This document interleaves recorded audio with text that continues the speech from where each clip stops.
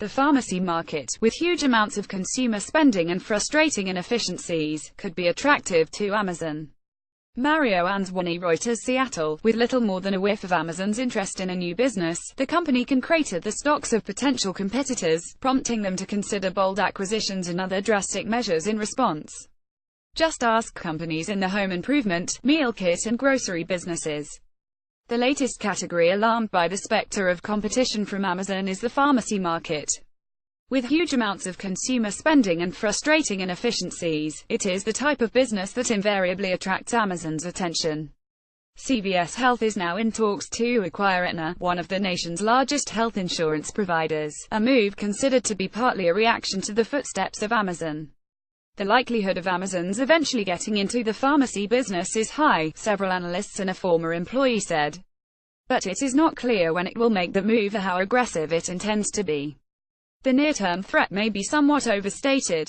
Amazon has received wholesale pharmacy licenses in at least a dozen states, as the St. Louis Post-Dispatch reported on Thursday.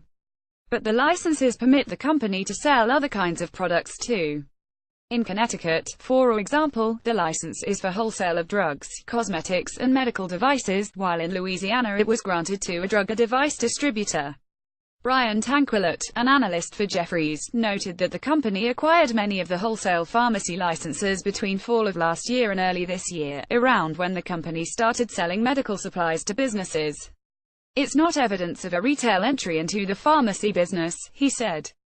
An Amazon spokeswoman, Lori Torgerson, refused to comment on rumors or speculation about Amazon entering the pharmacy business, but she shared a statement that suggested other motivations for the paperwork. Wholesale licenses are required for Amazon business to sell professional-use-only medical devices in certain states, she said. There is little doubt, though, that Amazon is interested in at least some aspects of the pharmacy business. Britton Ladd, a supply chain consultant who worked at Amazon until earlier this year on groceries and other initiatives, said he participated in discussions about how Amazon could enter the category, including through acquisitions. The pharmacy business was always a topic of interest when I was with Amazon, and there was a sincere desire on the part of Amazon to create a better customer experience across pharmacy and healthcare as a whole, he said. While Mr. Ladd said he isn't privy to the company's current strategy, he believes existing pharmacy companies are right to be worried. My advice is that executives at pharmaceutical companies should crush all assumptions when it comes to Amazon and their ability to enter, innovate and reimagine the pharmacy business and healthcare, he said. If Amazon decides to enter the market, it could take a variety of avenues, analysts said.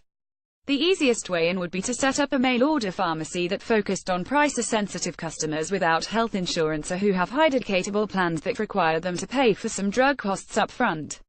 To do this, Amazon would need retail pharmacy licenses in every state, a hurdle, certainly, but not an insurmountable one, the analyst said.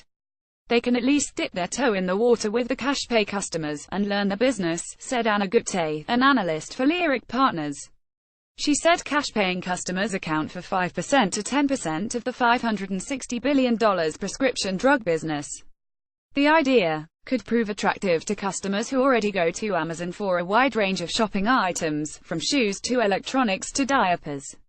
Retailers like Target and Walmart have added pharmacies to bring in extra business for a similar reason.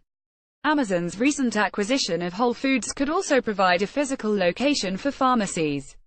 A large part of the infrastructure is already there, said David Maris, an analyst for Wells Fargo. In a call with analysts this week, Timothy C. Wentworth, the chief executive of the pharmacy benefit manager Express Scripts, indicated a willingness to work with Amazon to reach these cash-paying customers.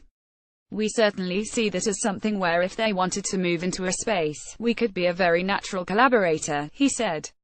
If Amazon wanted to go bigger, Ms. Gupte and others said, it could sell to insured customers and even serve as a pharmacy benefit manager, overseeing drug coverage for people on behalf of insurers and large employers. This would be far more complex. It would likely require Amazon to either acquire a pharmacy benefit manager or enter into a partnership with an existing one. Expanding the pharmacy business without the aid of a major pharmacy benefit manager would be tough because the benefit managers serve as gatekeepers to insured patients, deciding which pharmacies they can and cannot use. The benefit managers also operate their own mail-order pharmacies, which might make them less willing to accommodate Amazon.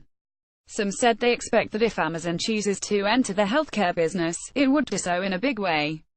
The company could attempt to provide comprehensive services to patients, doctors and others, far beyond selling drugs. Nadina J. Rosier, the health and group benefits pharmacy practice leader at Willis Towers Watson, said other areas the company could explore include offering virtual doctor consults, or using the Amazon Echo, its voice-controlled smart device, for healthcare applications. No matter the short-term steps Amazon is taking, Ms. Rosier said, her research has demonstrated that it is clearly looking to revolutionize how healthcare is done in some way. But while Amazon has a track record for upending major industries from books to groceries, she said healthcare is complicated and there would be intense pressure to get it right. It is just a sensitive topic, she said. We don't have as much scrutiny of how much you paid for your jeans, or your shoes. Follow Nick Wingfield on Twitter at Nick Wingfield.